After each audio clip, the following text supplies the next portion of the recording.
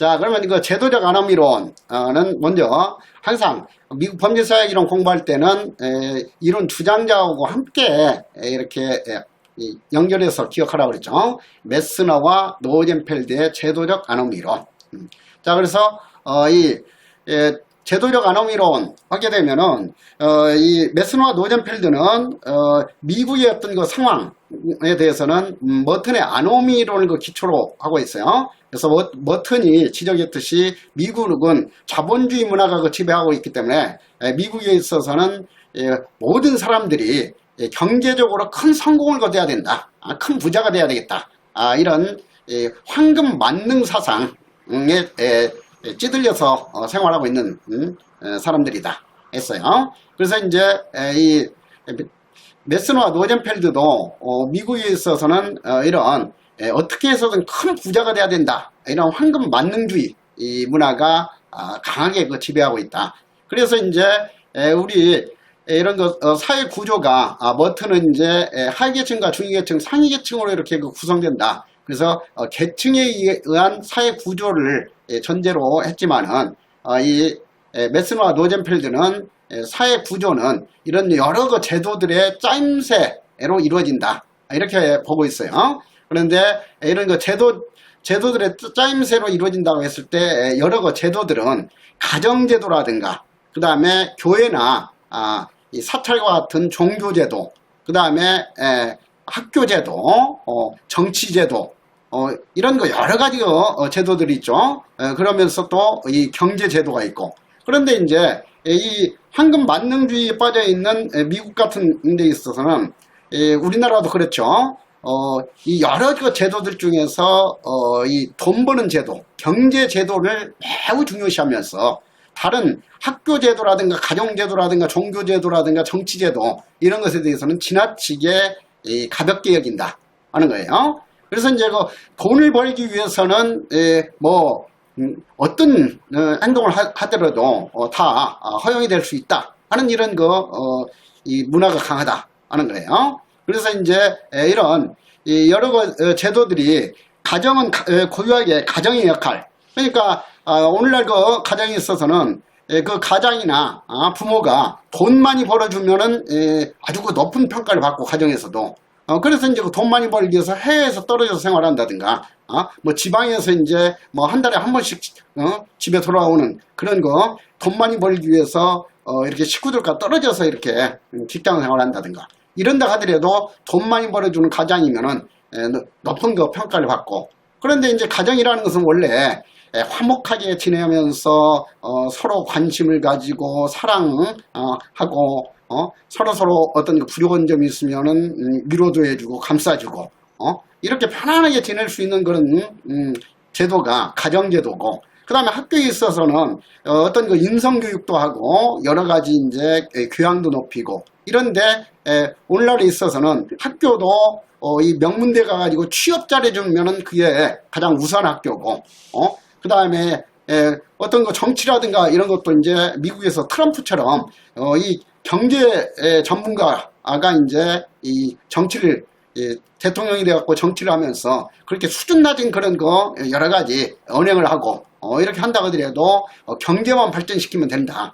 그리고 뭐 대학 총장 같은 경우도 어떤 그 대기업 대표라든가 이런 사람들을 이렇게 영입해가지고 어떻게든 뭐 학교 헌금 많이 받아내고 이런 것을 너무나 중시한다 하는 거예요. 그래서 이제 이 메스너와 노젠펠드는 미국에 있어서 이제 소위 말하는 미국의 이상, 아메리칸 드림을 미국의 이상, 미국의 꿈 이렇게 번역하죠. 그래서 아메리칸 드림을 실현하기 위해서 미국은 이제 그 아메리칸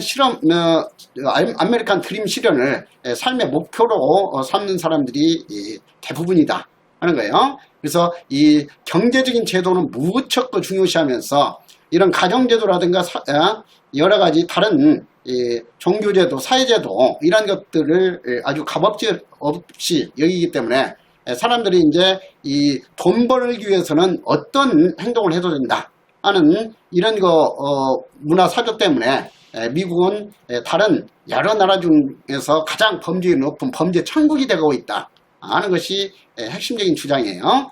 그래서 제도적 아노미론의 핵심 물질적인 성공만을 지나치게 강조하는 미국 문화가 제도적 힘의 불균형은 뭐예요? 바로 경제적인 제도는 지나치게 높이 평가해주면서 그 다음에 이런 아까 예를 들었던 가정이라든가 대학 고유의 제도라든가 이런 것에 대해서는 지나치게 값어치 없는 걸로 이렇게 여기는 그런 상황이 됐다 하는 거죠. 그래서 이런 경제적인 제도하고 다른 사회 제도의 힘이 그러니까 이제 가정 제도나 학교 제도나 종교 제도에서도 그 구성원들을 잘 통제하고 범죄나 일탈을 행하지 않도록 이렇게 하는 역할을 하는데 경제적인 제도만을 지나치게 강하게 받아들이고 그래서 경제적인 어떤 제도에 따르려고는 하는데 이런 학교 제도라든가 종교 제도에서 일탈이나 범죄 이런 것은 제대로 통제가 되지 못하기 때문에 그걸로 인해서 아노미가 유발이 되는 것이고 그로 인해 결국에는 높은 범죄를 보인다 이렇게 설명하는 거예요. 그래서 이런 제도적 불균형으로 인한 아노미 상황을 만들어서 미국 사회가 범죄 천국으로 만드는데 주된 원인이 된다고 보는 이론이에요. 그래서 범죄율은 근본적으로 낮추려면은 미국 사회의 문화적인 수준에서 물질적인 성공률의 목표를 더 큰 의미를 부여해야 된다. 다시 말해서 경제적인 제도와 이런 비경제적인 제도가 힘의 어떤 균형을 유지할 수 있도록 해줘야 된다 하는 거죠. 그래서 비경제적인 제도를 강화해 가지고 사회적 긴장을 줄여 나가는 정책이 필요하다 하는 거죠. 그래서 앞으로 이렇게 경제적하고 비경제적 이것을 살며시 경제적 제도를 강화해야 된다 이렇게 바꾸는 문제로 출제할 수 있죠. 그러니까 앞으로 이렇게 미국에서 범죄를 줄이려면 지나치게 중시되고 있는 경제적인 제도는 좀 더 약화시키고 비경제적인 제도, 즉 학교라든가 종교라든가 가정과 같은 그런 비경제적인 제도의 가치를 더욱더 높여줘야 된다 하는 거예요. 그래서 그 대책이 비경제적인 제도를 강화해야 된다 하는 건데 이것을 B자를 살며시 빼고 경제적 제도를 강화해가지고 사회적 긴장을 줄여나가는 정책이 필요하다. 이렇게 바꿔서 출제할 수 있어요. 그래서 그러한 함정 패턴을 항상 좀 주의하고 그 다음에 이제 좀 구체적으로 출제될 것은 높은 범죄를 유도하는 아메리칸 드림을 떠받치고 있는 그런 문화적인 4가지 특성이 뭐냐 구분하는 문제예요. 자, 그래서 이 4가지 문화적 가치관 구분하는 문제는 앞으로 자주 출제할 거예요. 그래서 수단의 정당성은 중요시하지 않고 오로지 성취, 목표만 달성하면 된다 하는 거죠. 무슨 짓을 하든 간에 큰 돈을 벌면 된다 하는 거죠. 성취지향. 그 다음에 이제 개인주의. 이것은 이제 뭐냐면은 이건 이제 이 경제적인 돈을 벌기 위해서는 모든 개인들을 어떤 서로 협력자 로 보는 것이 아니라 더불어 살아가는 그런 존재로 보는 것이 아니라 오로지 경쟁에서 내가 더 많은 돈을 얻어야 된다. 그래서 이제 이 개인주의는 그걸 말하죠. 개인 간의 무한한 경쟁.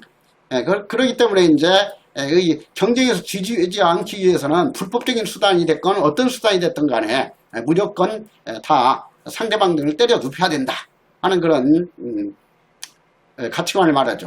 그래서 개인주의는 자신이 적합하다 여기는 대로 생각하고 행동하는 미국인의 개인적인 권리중심 가치관 이것이 이제 긍정적인 측면에서 볼 때는 바람직할 수도 있지만은 이것이 이제 잘못 악용됐을 때 이런 개인적인 권리에 침해하는 비미국적인 것으로 인식되고 있다. 그런데 이제 개인주의는 사회적인 유대를 약화시켜가지고 무한 경쟁을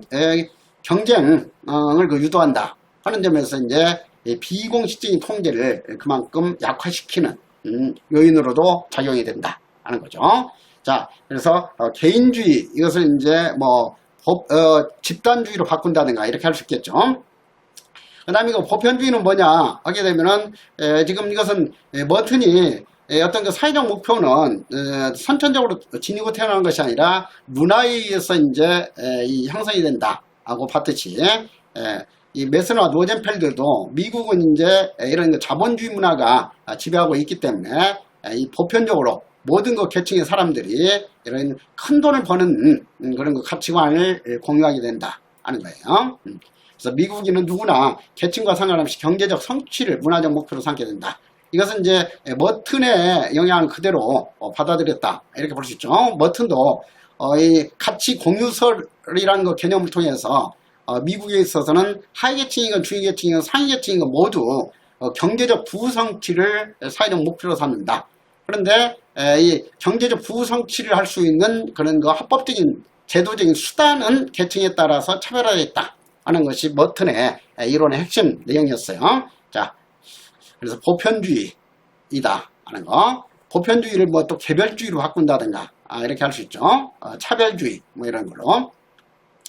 그 다음에 이제 물질 만능주의를 뭐 황금 숭배주의 또는 물신, 그러니까 어떤 그 물질을 신처럼 떠받드는 그런 거 사상이다 하는 거죠. 물신주의라는 것은.